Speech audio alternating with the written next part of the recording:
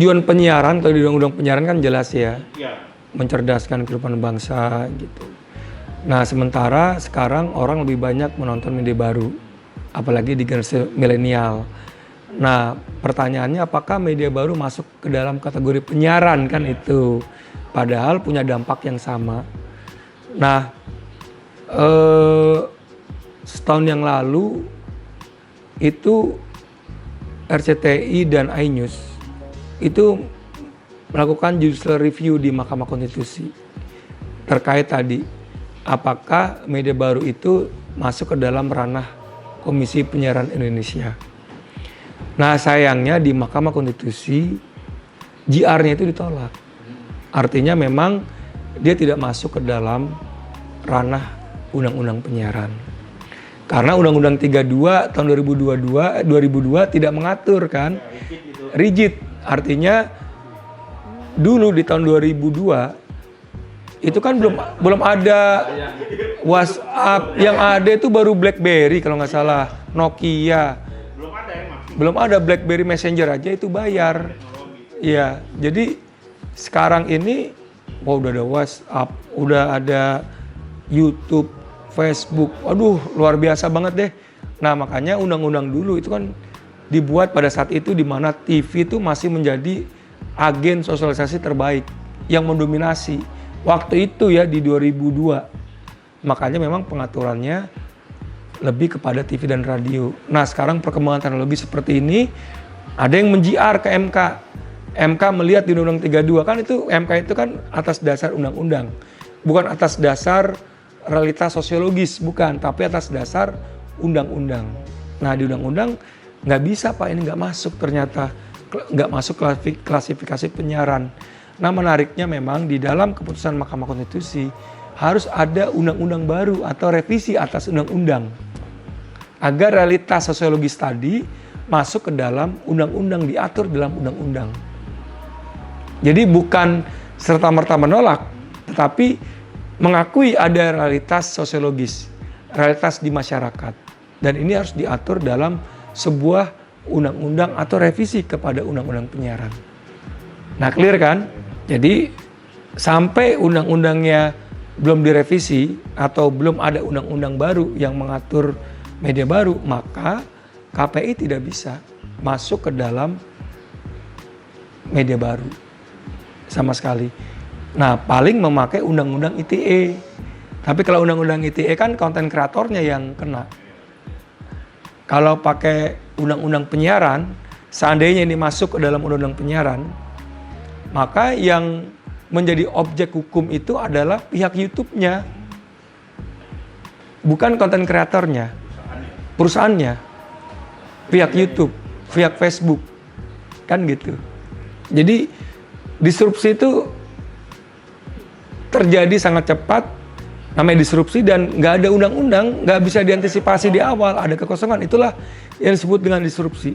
Disrupsi ini nggak hanya terjadi di Indonesia, tapi juga di seluruh negara begitu. Nah, di beberapa negara kan sudah mulai mengatur. Contoh misalnya TV streaming. Di Eropa itu 30% konten mesti konten di Eropa. Jadi kalau kita lihat ada bahasa-bahasa Eropa yang muncul ya, bukan hanya Inggris. Kan menarik ya. Saya baca itu kenapa Uni Eropa seperti itu, karena ingin agar budaya Eropa itu bisa eksis. Salah satunya lewat TV streaming. Ya dikenal juga oleh orang di luar Eropa. Jadi saya melihat bahwa media baru digunakan sebagai strategi untuk mempertahankan kebudayaan. Nah, ini yang menarik loh. Jadi bukan hanya mengawasi ya, tapi kita berpikir lebih luas. Bagaimana kemudian kita punya strategi kebudayaan untuk kemudian memakai semua yang ada, termasuk tadi media baru, TV streaming, untuk mempertahankan kebudayaan kita. Kalau bisa ekspansi kebudayaan kita.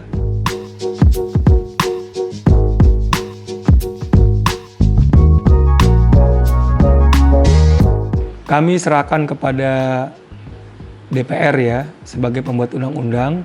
Dari pihak TV juga begitu, sama. Pihak TV itu lebih kepada sisi bisnis. Saya lihat begitu. Jadi mereka diatur oleh KPI. Sampai tadi bincang-bincang seks diatur sedemikian rupa, ketat. Rokok diatur. Iklan rokok dibatasi. Tetapi di media baru nggak sama sekali. Bebas, kontennya bebas, dan iklan juga di situ. Kecuali nggak beriklan, mungkin nggak apa-apa, beriklan juga di situ. Jadi ini bukan masalah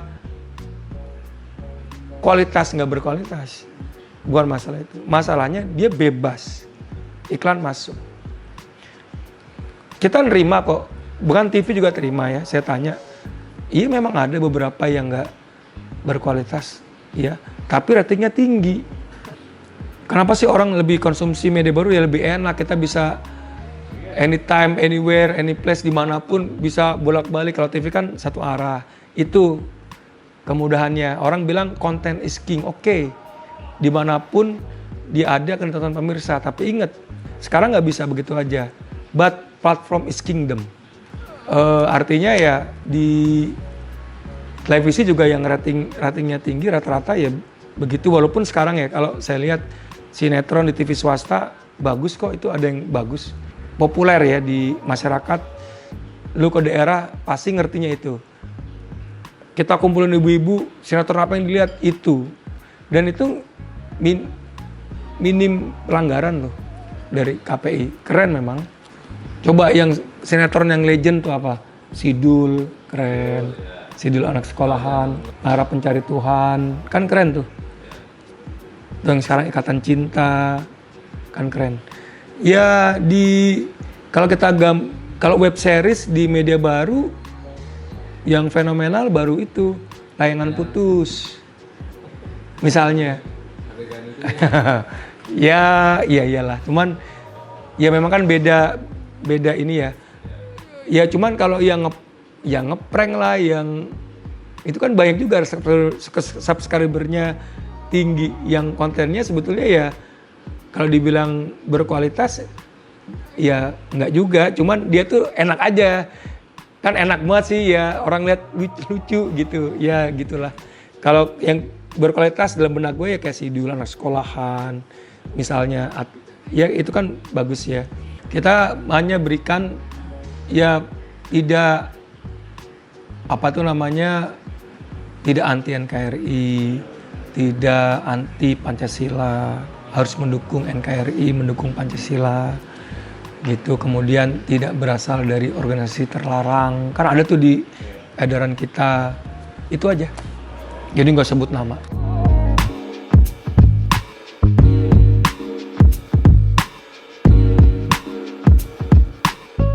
Ya ini kan keputusan dari Komisi Penyiaran Indonesia. Apa sih yang Ustadz radikal itu? Kan Ustadz yang menolak NKRI, ya menolak Pancasila, anti Pancasila. Nah, kami tidak ingin hal-hal seperti itu ada di televisi kita.